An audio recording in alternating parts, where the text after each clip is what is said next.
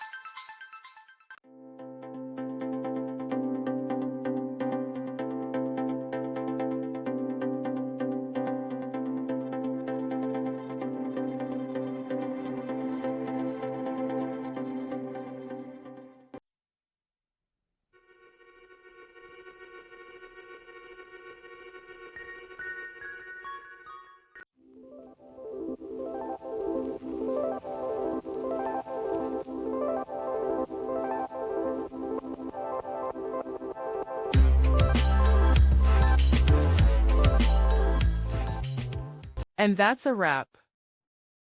I hope you found the answer you were looking for. If you did, take a second to hit that subscribe button. It really helps out. And let me know in the comments which solution worked best for you. See you next time in the debug zone.